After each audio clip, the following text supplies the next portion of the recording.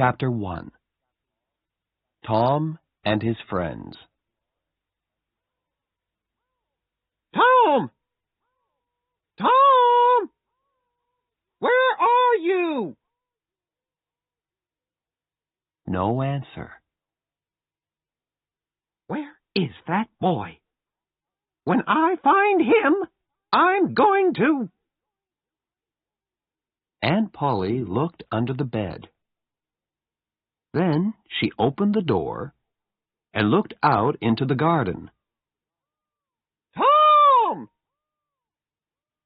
She heard something behind her. A small boy ran past, but Aunt Polly put out her hand and stopped him. Ah, there you are. And what's that in your pocket? Nothing, Aunt Polly. Nothing? It's an apple. I can see it. Now listen, Tom. Those apples are not for you. And Oh, Aunt Polly! Quick! Look behind you! So Aunt Polly looked, and Tom was out of the house in a second. She laughed quietly. Oh, I never learn. I love that Tom, my dead sister's child. But he isn't an easy boy for an old lady. Well, it's Saturday tomorrow, and there's no school. But it isn't going to be a holiday for Tom. Oh, no. He's going to work tomorrow. Saturday was a beautiful day. It was summer, and the sun was hot, and there were flowers in all the gardens. It was a day for everybody to be happy. Tom came out of his house with a brush and a big pot of white paint in his hand. He looked at the fence. It was 3 meters high and 30 meters long. He put his brush in the paint and painted some of the fence. He did it again. Then he stopped and looked at the fence, put down his brush, and sat down. There were hours of work in front of him, and he was the unhappiest boy in the village. After 10 minutes, Tom had an idea. A wonderful idea. He took up the brush again and began work. He saw his friend, Joe Harper, in the street. But he didn't look at him. Joe had an apple in his hand. He came up to Tom and looked at the fence. "I am sorry, Tom." Tom said nothing. The paintbrush moved up and down. "Working for your aunt," said Joe. "I'm going down to the river. I'm sorry you can't come with me." Tom put down his brush. "You call this work?" he said. "Painting a fence," said Joe. "Of course it's work."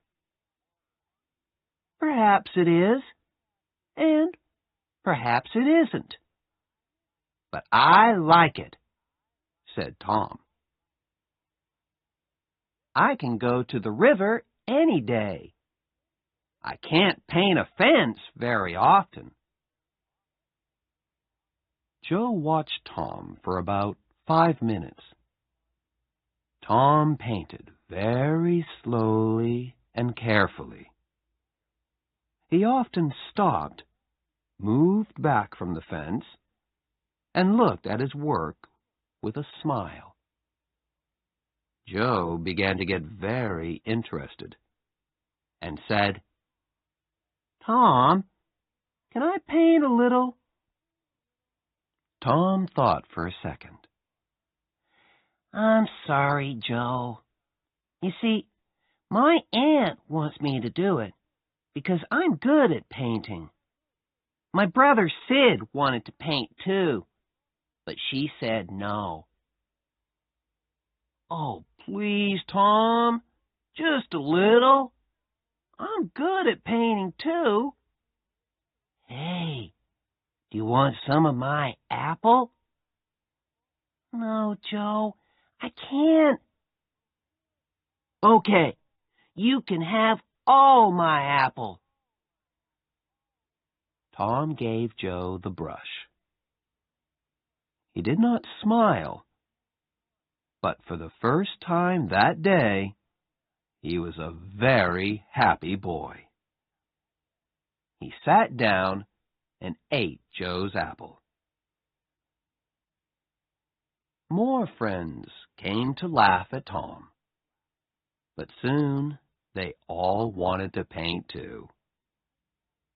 By the afternoon, Tom had 3 balls, an old knife, a cat with one eye, an old blue bottle, and a lot of other exciting things.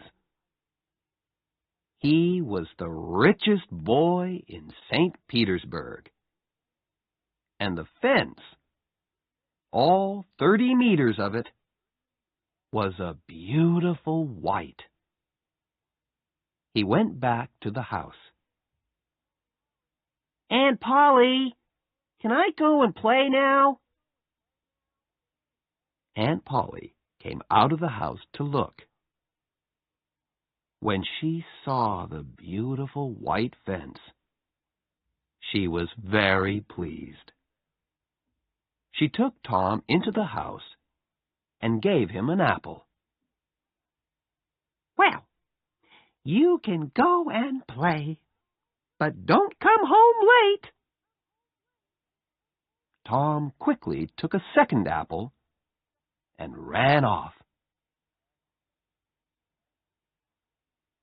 On Monday morning, Tom didn't want to go to school, but Aunt Polly got him out of bed and then out of the house. In the street near the school, he met his friend Huckleberry Finn. Huck had no mother, and his father drank whiskey all the time. So Huck lived in the streets. He didn't go to school. He was always dirty, and he never had a new shirt. But he was happy. The mothers of St. Petersburg didn't like Huck, but Tom and his friends did. Hello, Huck, said Tom. What have you got there? A dead cat. What are you gonna do with it? asked Tom. I'm gonna take it to the graveyard tonight, Huck said. At midnight. A dead cat can call ghosts out of their graves. I never heard that, said Tom. Is it true? Well, I don't know, said Huck. Old Mrs. Hopkins told me. Come with me and see. Or are you afraid of ghosts?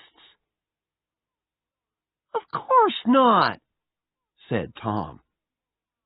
Come and meow for me at my window at 11 o'clock. After this, Tom was late for school, and the teacher looked at him angrily. Thomas Sawyer, why are you late again? He said. Tom began to speak, and then stopped. There was a new girl in the schoolroom. A beautiful girl with blue eyes and long yellow hair. Tom looked and looked. Oh, how beautiful she was. And in 2 seconds, Tom was in love.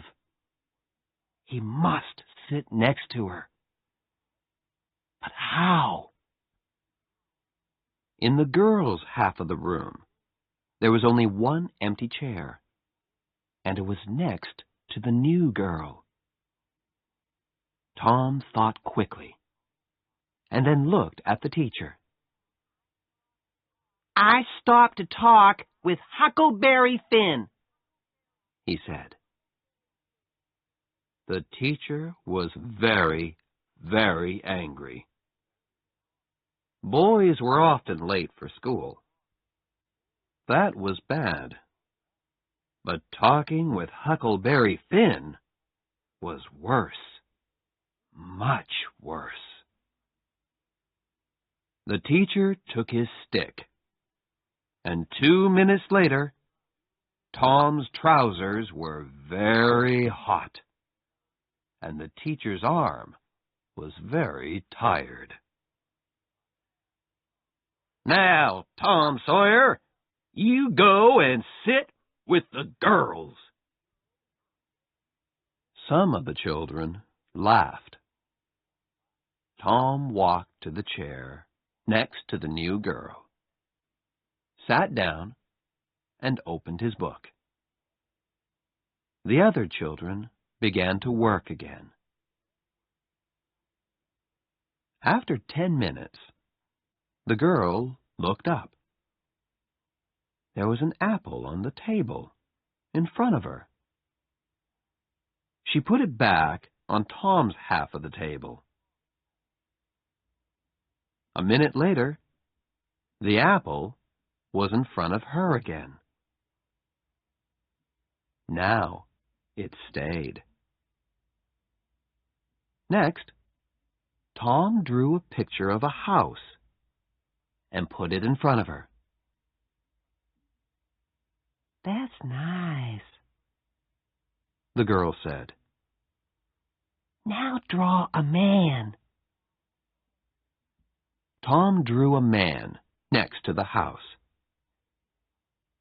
The man was taller than the house, and he had very big hands and very long legs. But the girl liked him. Can you draw me now? She asked. Tom drew a girl next to the man. You draw beautifully. I can't draw pictures. I can teach you, said Tom, after school. Oh, please? What's your name? Tom asked. Becky. Becky Thatcher. Just then, Tom felt a hand on his head. It was the teacher. He took Tom by the ear and moved him back to his chair in the boys' half of the room. Chapter 2. In the Graveyard. That night, Tom went to bed at 9:30. He waited for Huck's meow, and at 11 o'clock it came. He climbed quietly out of the bedroom window. And then he and Huck walked out of the village with the dead cat. The graveyard was on a hill, about a mile from St. Petersburg. When the boys got there, they put the dead cat on a grave and sat down behind some trees. They watched and waited. It was very dark and very quiet. "Do you see that new grave there?" whispered Huck. "That's Hoss Williams' grave. He died last week." "Perhaps he can hear us," Tom whispered back. "Do you think he can, Huck?" "I don't know, but Shh! Oh, Tom, what is it?" "Shh!" whispered Tom. "I can see something. Look!" Huck moved nearer to Tom. "Ghosts," he said. "3 of them. They're coming here, Tom. Oh, let's go home." "They can't see us," Tom whispered. "Not here." "Ghosts can see through trees," said Huck unhappily. "They can see through everything." The ghosts moved quietly through the graveyard and came nearer to the trees. Huck and Tom watched, very afraid. Then, after a minute, Huck said, "Tom, they're not ghosts. That's Muff Potter."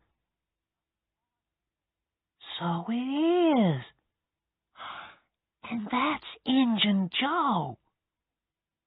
And the other man is Dr. Robinson. What are they doing here?" "They're grave robbers, Tom. They're going to rob a grave. My father told me about it. The doctor wants a dead body, you see. He cuts it up because he wants to learn about—" "Shh," said Tom. "They're getting near." The 3 men stopped at Hoss Williams' grave, and Injun Joe and Muff Potter began to dig. 10 minutes later, the grave was open. "Now, Doctor," said Muff Potter, "you want us to take the body to your house? That's $5 more." "No," said the doctor. "I gave you the money this morning. I'm not giving you any more." "Now you listen to me, Doctor," said Injun Joe. "I want that money. Do you remember a day 5 years ago? I came to your house and asked for something to eat, and you gave me nothing. Nothing. So give me that money." He took the doctor's arm, but suddenly the doctor hit him, and Injun Joe fell to the ground. Don't hit my friend! cried Muff Potter. He jumped on the doctor, and the two men began to fight. It all happened very quickly, and the two boys watched with open mouths. Injun Joe got up. He had Muff Potter's knife in his hand now, and he moved behind the doctor. Then the doctor hit Muff Potter on the head. Muff fell to the ground. And at the same moment, the knife in Injun Joe's hand went into the doctor's back. The doctor fell to the ground on top of Muff Potter, and he did not move again. The two boys could watch no more.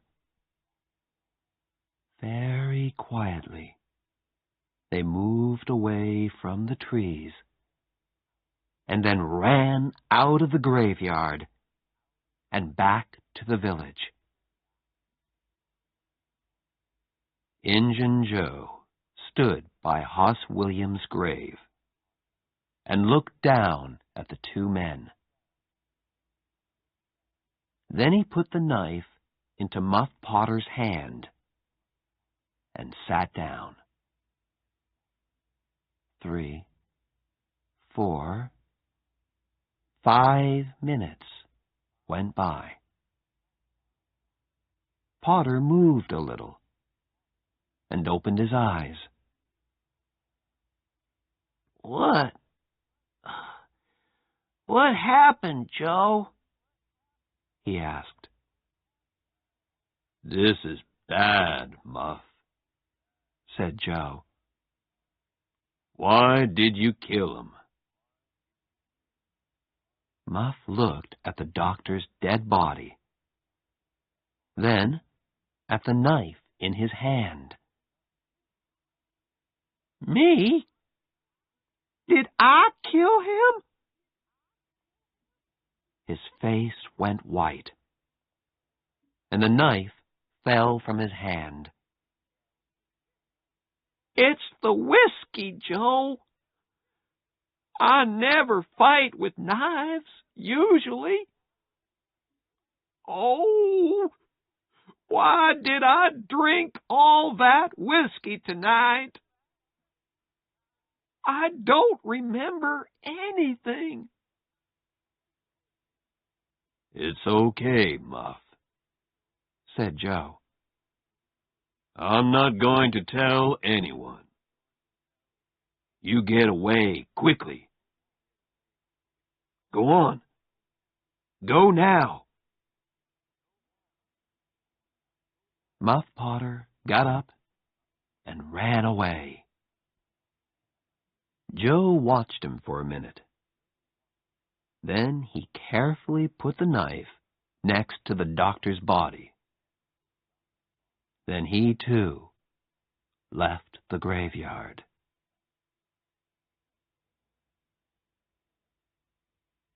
The next day, the sheriff's men found the doctor's body in the graveyard, and Muff Potter's knife. That night, Muff came to the graveyard to get his knife. But the sheriff's men were there, and they took Muff to St. Petersburg's little jail.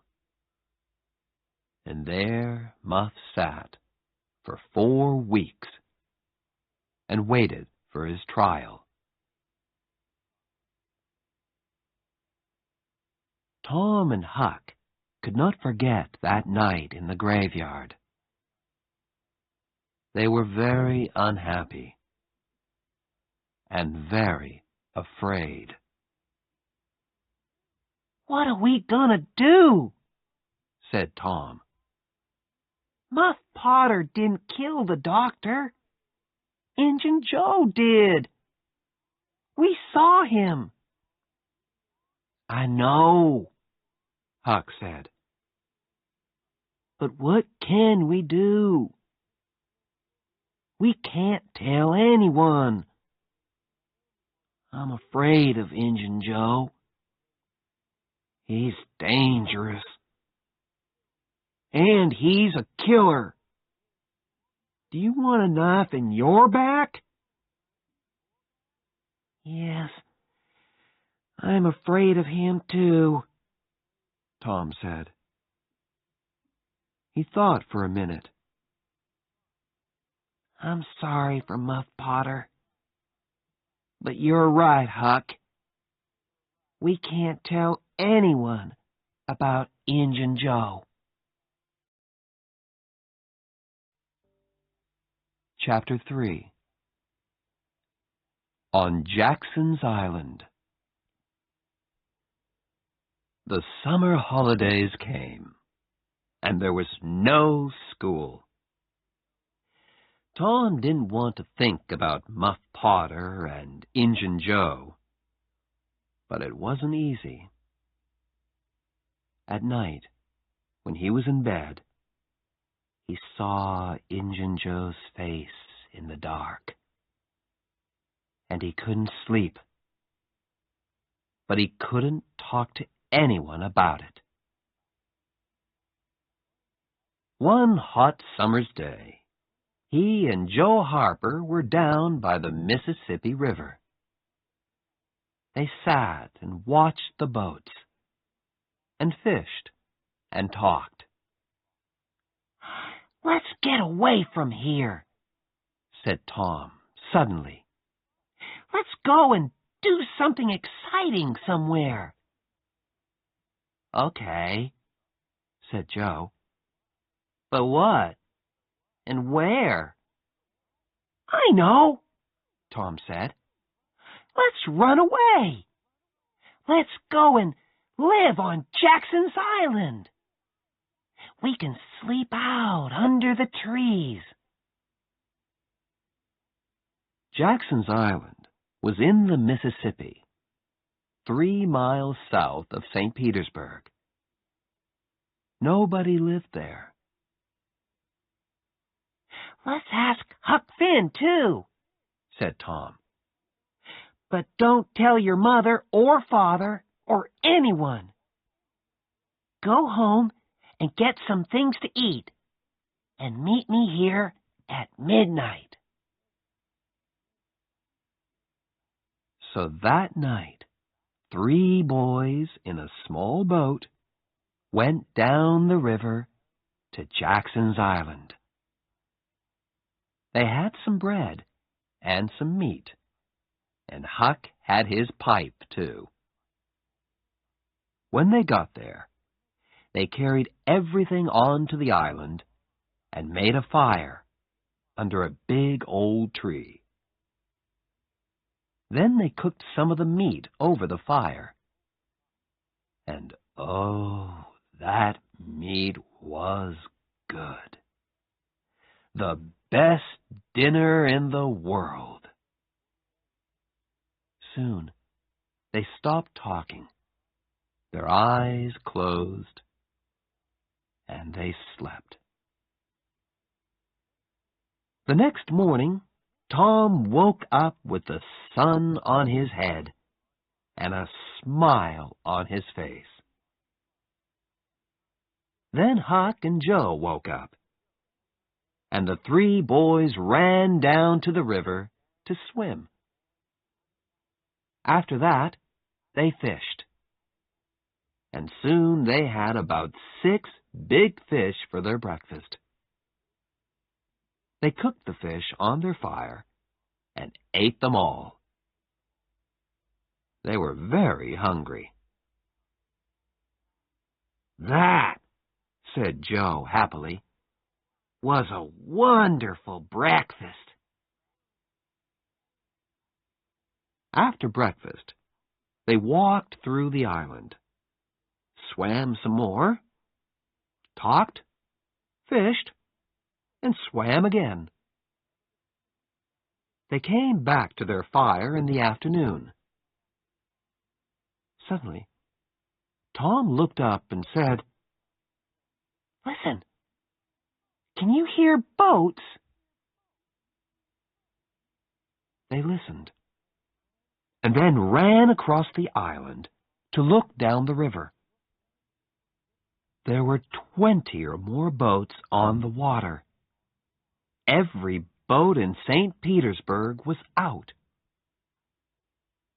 "What are they doing?" asked Joe. "They're looking for a dead body, I think," said Huck. "They did that last summer, when Bill Turner fell in the river and drowned." "Who's dead, do you think?" asked Joe. The boys watched the boats. Suddenly, Tom cried, I know who's dead. It's us. They're looking for us. This was wonderful. Tom looked at his friends. We're famous, He said. Everybody in St. Petersburg is talking about us. And they all feel sorry for us. Night came, and the boys went to sleep. But Tom did not sleep. And when morning came, he wasn't there. "Huck, where's Tom?" cried Joe. "I don't know," Huck began. "But look, there he is.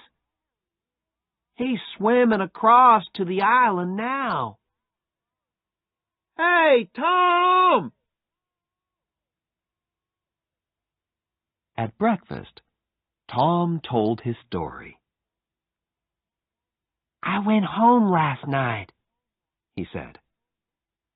and listened at the window. Joe, your mother was there too, and she and Aunt Polly cried and cried. I heard some very interesting things. On Sunday, there's going to be a big funeral at the church. For us. And listen, I've got a wonderful idea. Huck and Joe listened and laughed. And yes, it was a wonderful idea. That night, the boys cooked some more fish, and after dinner, Huck got out his pipe and began to smoke. Can we smoke too? Asked Tom. I want to learn. So Huck made pipes for Tom and Joe, and the three boys sat and smoked. Hey, I like smoking, said Tom. It's easy. It's nothing, said Joe. I'm going to smoke every day. But after 10 minutes, Tom and Joe got quieter and quieter, and their faces went an interesting color. I'm going for a little walk now, said Tom. He stood up carefully and walked away into the trees. Me too, said Joe, quickly. The two boys came back an hour later, but they didn't smoke their pipes again. On Sunday morning, there were no happy faces in St. Petersburg. Aunt Polly and Joe's mother and father were in the church, and all the boy's friends.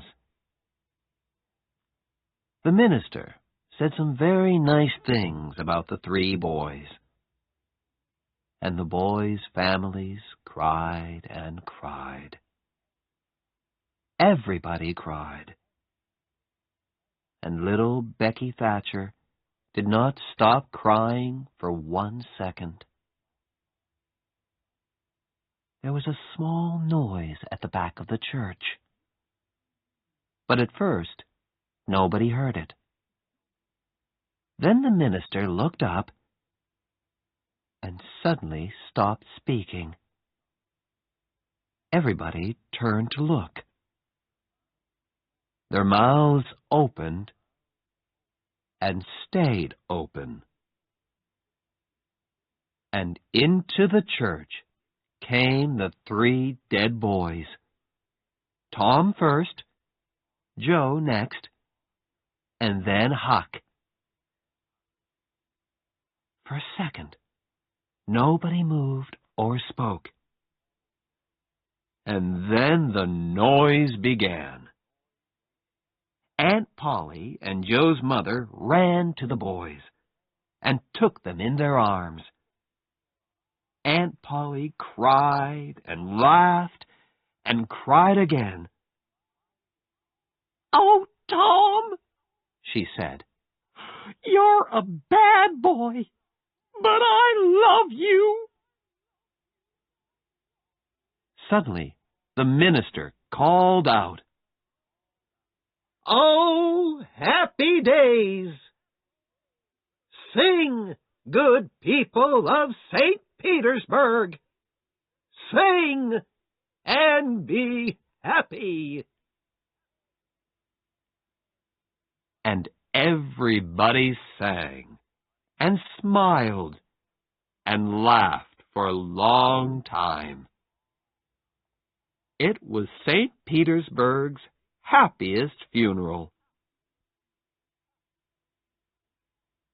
The weeks went by, and the judge came to St. Petersburg. On the day before Muff Potter's trial, Huck and Tom met in the street near Tom's house. Huck was unhappy. "Tom, you didn't tell anyone about, you know." No, I didn't. But Huck, what about Muff? People are saying he's the killer, and he's going to die. "But we can't tell anyone about Injun Joe," said Huck. "I don't want to die, too. Do you?" No, Tom didn't want to die. But he couldn't forget Muff Potter's face in the jail. Old, tired, and unhappy. And Injun Joe was a free man. It wasn't right. That night, Tom came home late and very excited. He could not sleep for 2 or 3 hours. The next morning, all the village was at Muff Potter's trial. Injun Joe was there, too. Muff waited, a tired old man with a dirty face. The judge began the trial. Questions, questions, questions. Answers, answers, answers. And the answers were all bad for Muff Potter. "Yes, I found the knife in the graveyard, next to Dr. Robinson's body." "Yes, that's Muff Potter's knife. He always carries it." Yes, I saw Muff Potter in the village that afternoon. He had the knife with him then. Muff Potter began to look more and more unhappy. Then the judge said, "Call Thomas Sawyer." St. Petersburg sat up. What did young Tom Sawyer know? Everybody looked at him and waited. "Thomas Sawyer, where were you on the 17th of June at the hour of midnight?" In the graveyard. "Why?" I went there to see ghosts. With a dead cat. St. Petersburg laughed, and the judge looked angry. "And where were you in the graveyard, Thomas?" Behind the trees near Hoss Williams' grave. Injun Joe's face suddenly went white. "Now, my boy," said the judge, "tell us your story." and so Tom told his story. And St. Petersburg sat and listened to him with open mouths. And then Muff Potter fell. And Injun Joe jumped with the knife and Crash! Injun Joe jumped through the window and was out and away in a second. St. Petersburg loved Tom for a week. But Tom was not happy. Injun Joe was not in jail, and he was a dangerous man. Tom slept badly for weeks. The slow summer days went by. Injun Joe did not come back to St. Petersburg, and Tom began to forget. Chapter 4. Treasure. There is a time in every boy's life when he wants to go and dig for treasure. And that time came for Tom. So, one hot summer's day, he went to find Huck. Huck liked the idea of treasure. "Where are we going to dig?" he asked. an old dead tree is best. "Who puts the treasure under old trees?" Robbers, said Tom. and then they go away, or they forget to come back for the treasure. "There's a dead tree on Cardiff Hill," said Huck. "Let's go there. I've got an old pick and shovel." It was 3 miles to the old tree, and the boys arrived tired and hot. They dug for an hour or 2, but they didn't find any treasure. Then they stopped, and Tom looked down at an old house at the foot of the hill. "Hey, look," he said. "Nobody lives in that old house. Let's go there. Old houses are always good for treasure."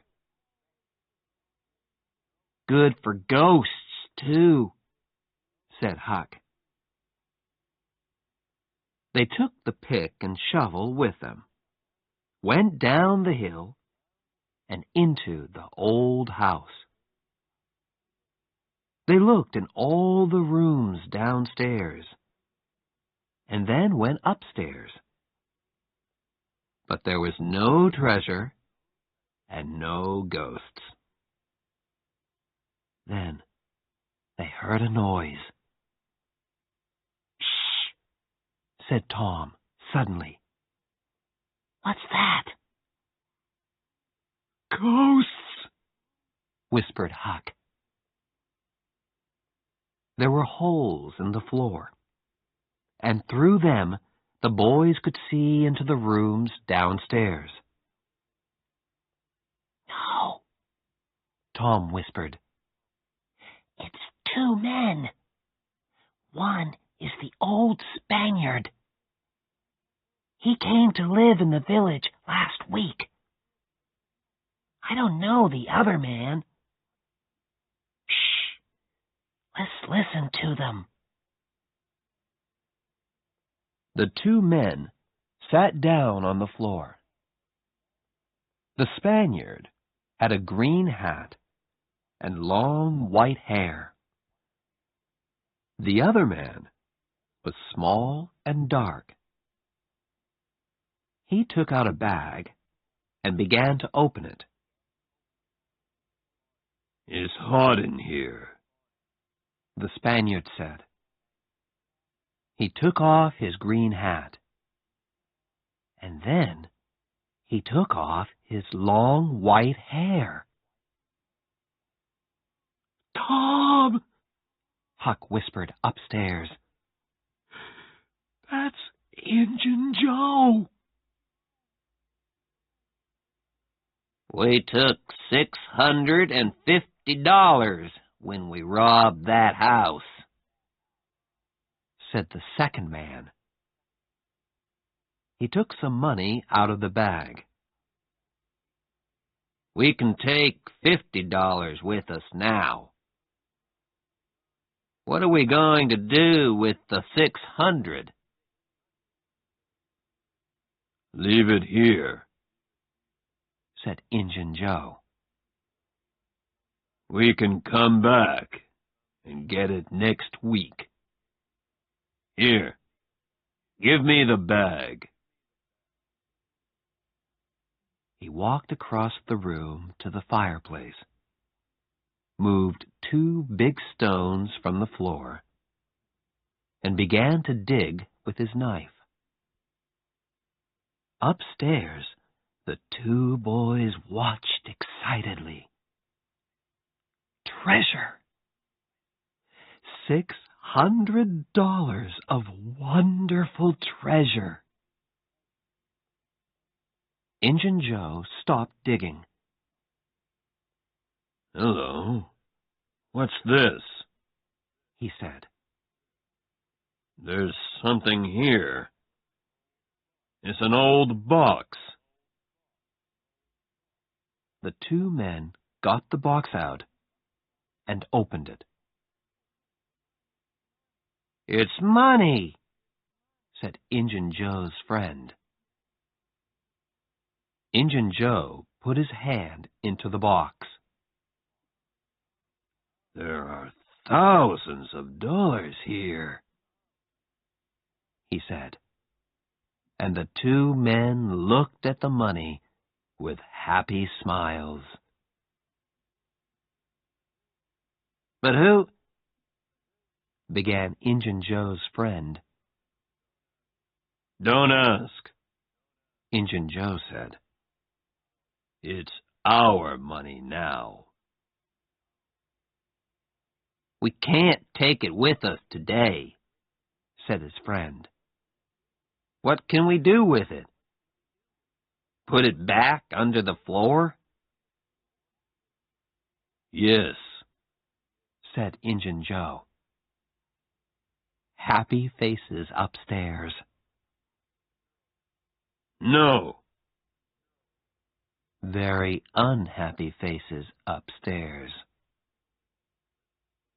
"Let's put it under the cross. Nobody goes there."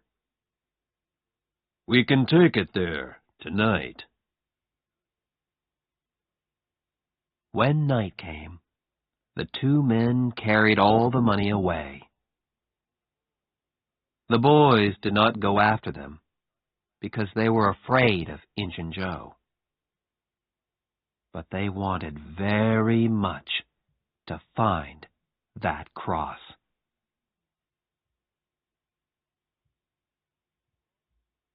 For a week, the two boys thought and thought about the treasure.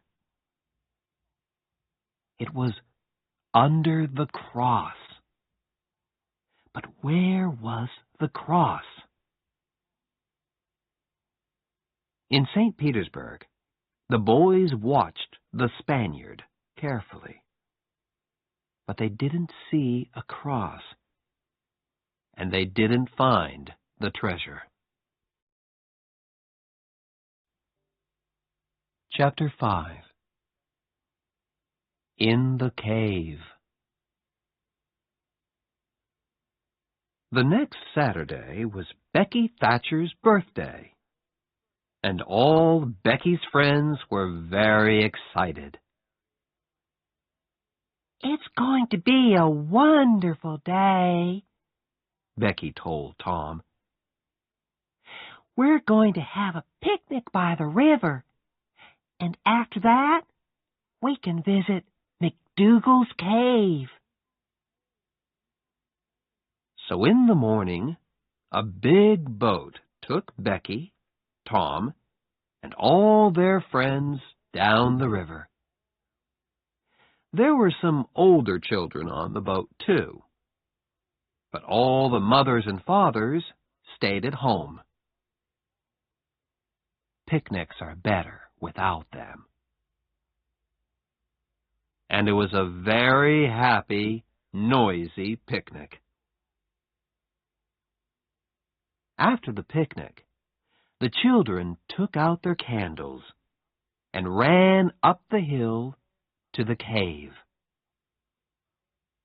The mouth of the cave was dark, and some of the children were afraid at first. But caves are exciting. So in the end, everybody went in. McDougal's cave was very, very big, with hundreds of tunnels and rooms.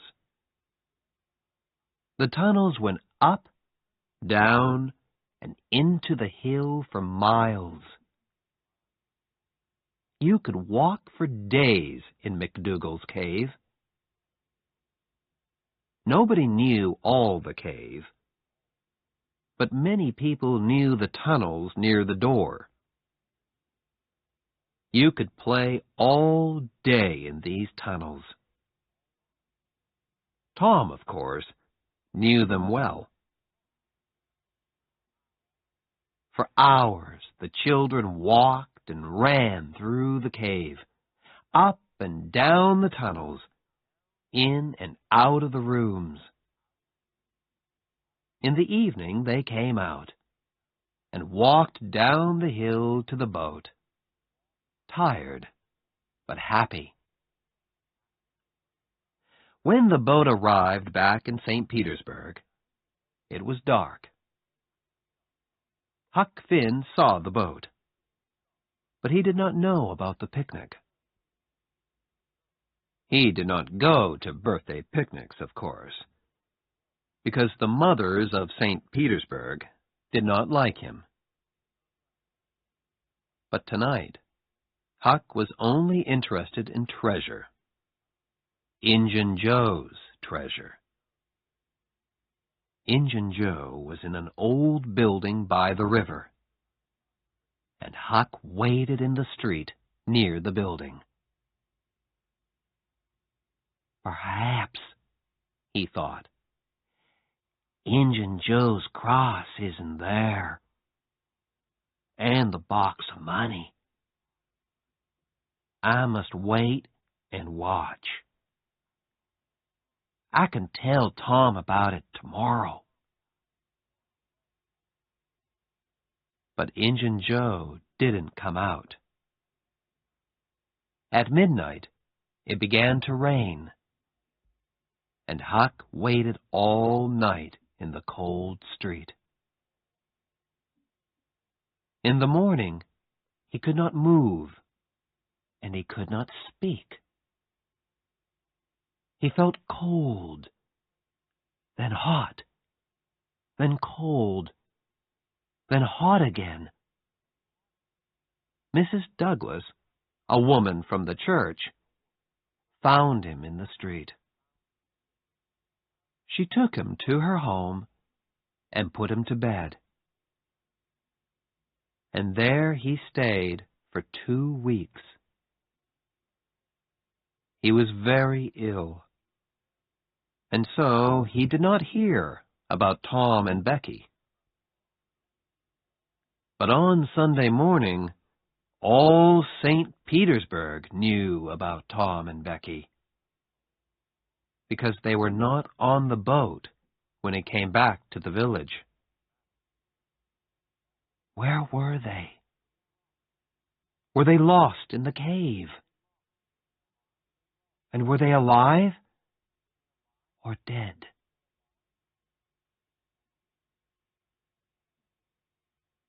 At first, Tom and Becky played with their friends in the cave. Then Tom wanted to go down a new tunnel, and Becky went with him.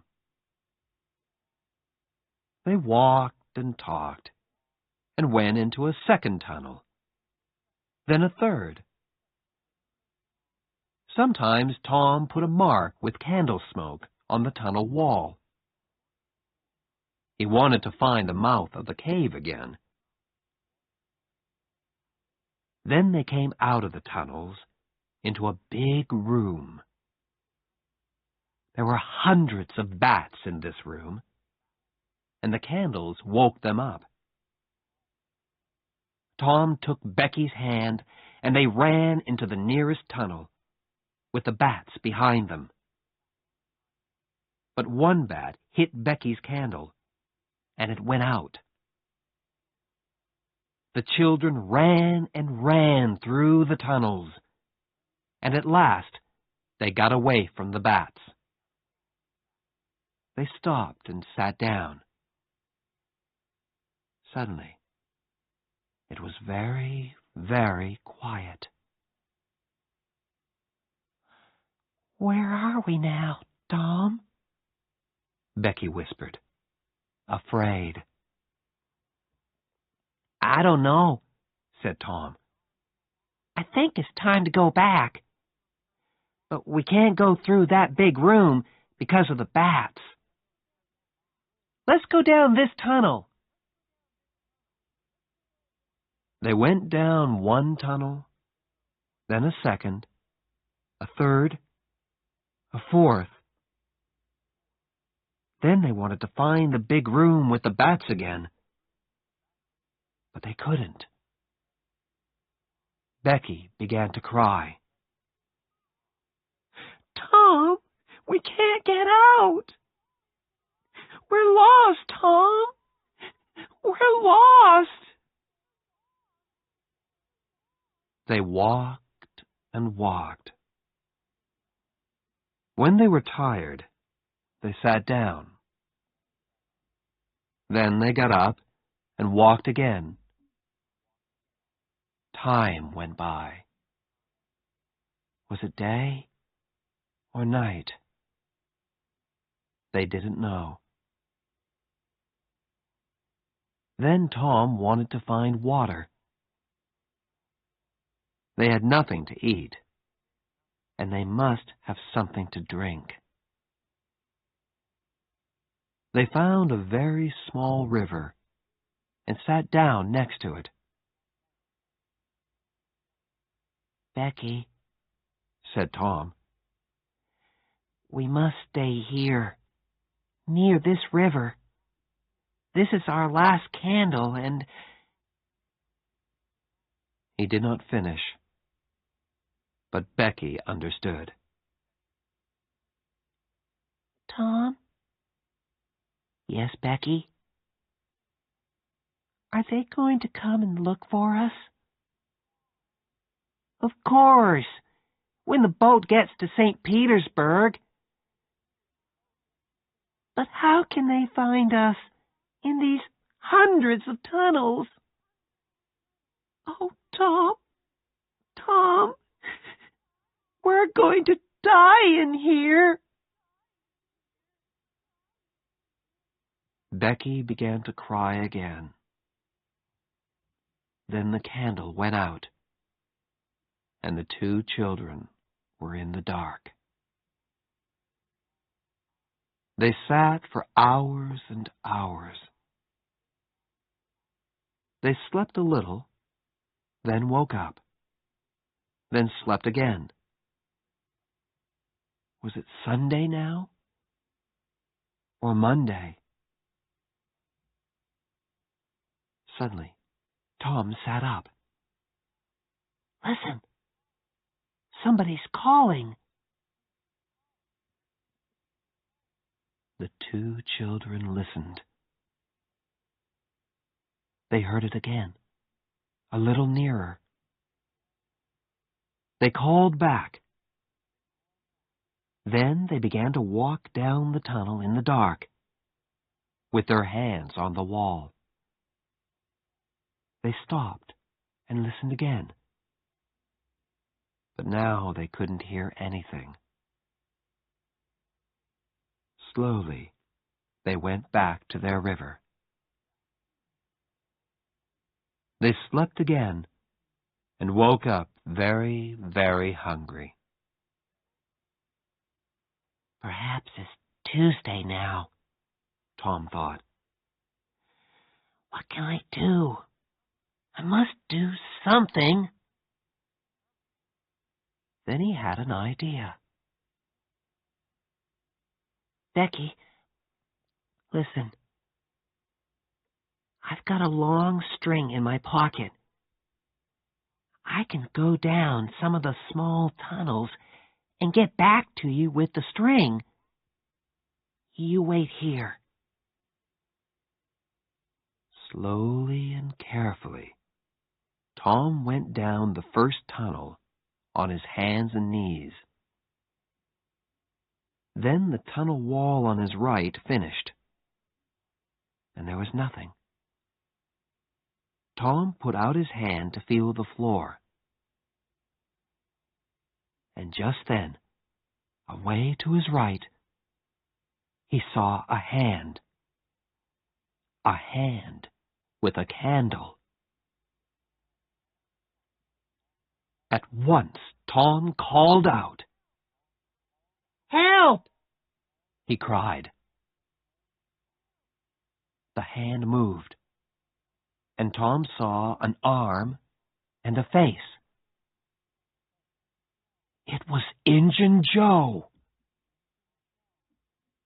Tom was very afraid, but Injun Joe was afraid too, and he quickly ran away down the tunnel. Tom went back to Becky, but he did not tell her about Injun Joe. Tom waited for an hour, then went into a different tunnel with his string. Then a third tunnel. It was Tuesday evening, and St. Petersburg waited. Many of the villagers were in the cave, and they looked for the children day and night. But they heard nothing, saw nothing, and found nothing. Then, late that evening, there was a sudden noise in the streets. People began to run to the thatcher's house. They're here! Becky and Tom are here! Most of the village came to listen to Tom's story. It was in the 6th tunnel, He told them. I went to the end of my string, and suddenly I could see daylight. there was a little hole in the cave wall. I put my head out, and there was the river, right under my nose. I went back and got Becky, and we climbed out through the hole. Then we stopped a boat on the river. We were 5 miles from the mouth of the cave.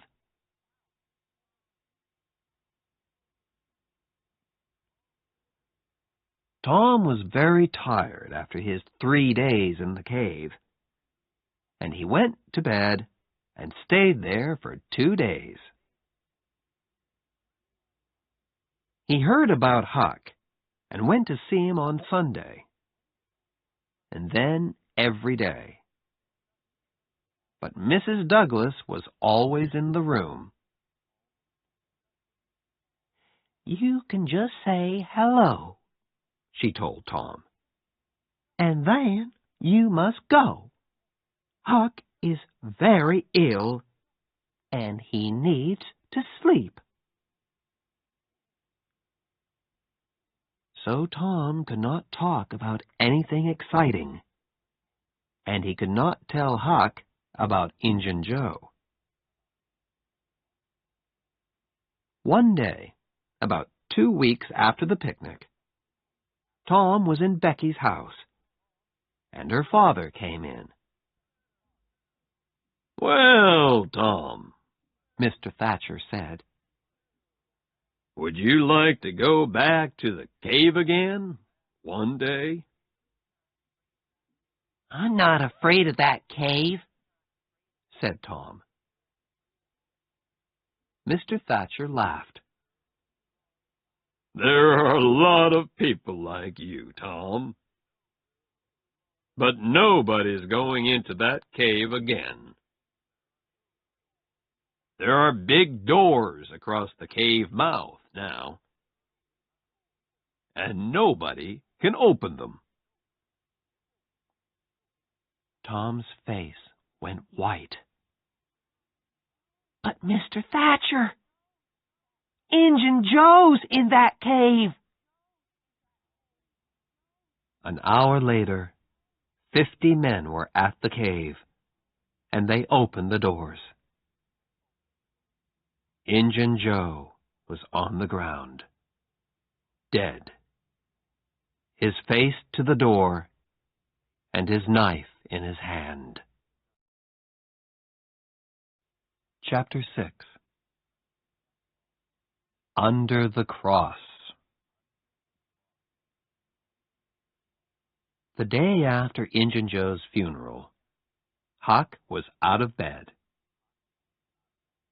He and Tom walked slowly out of the village.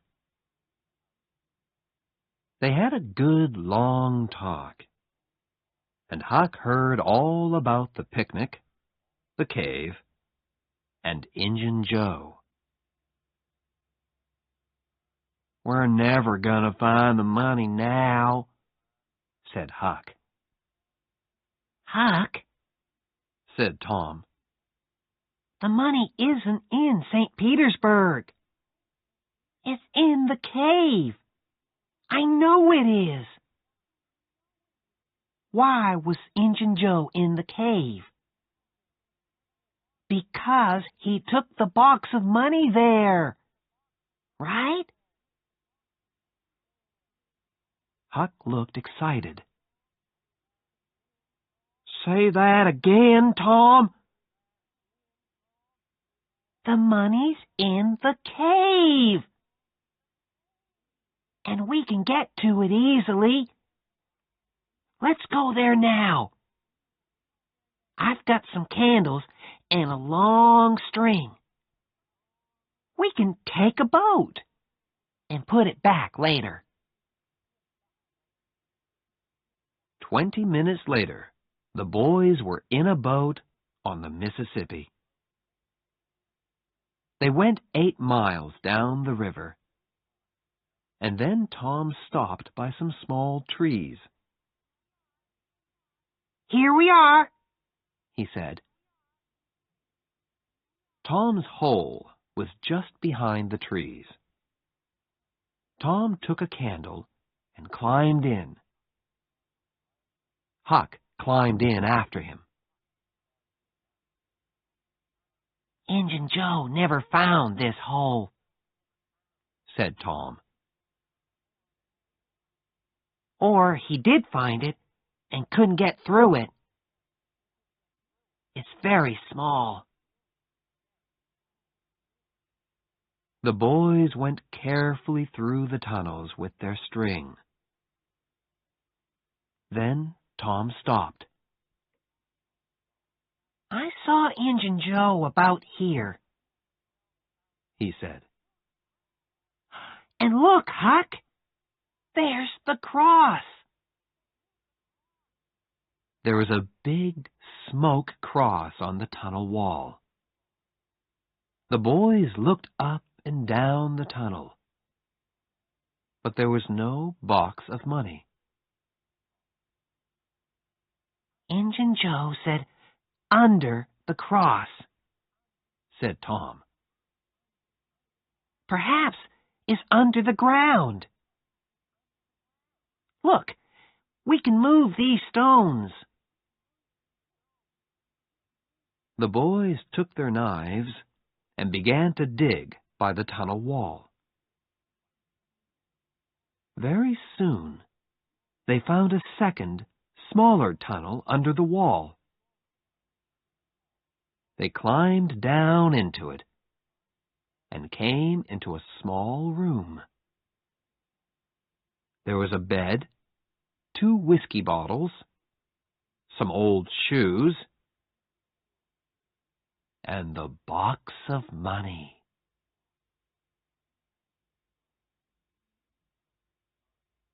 When somebody finds treasure, everybody hears about it very quickly.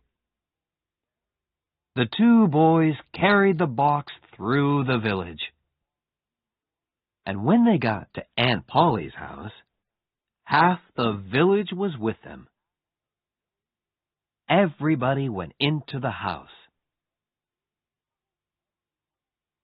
Oh, Tom, Tom, cried Aunt Polly. What is it now? And what have you got there? Tom put the box on the table and opened it. There were $12,000 in that box. And suddenly, Tom Sawyer and Huckleberry Finn were the richest people in St. Petersburg.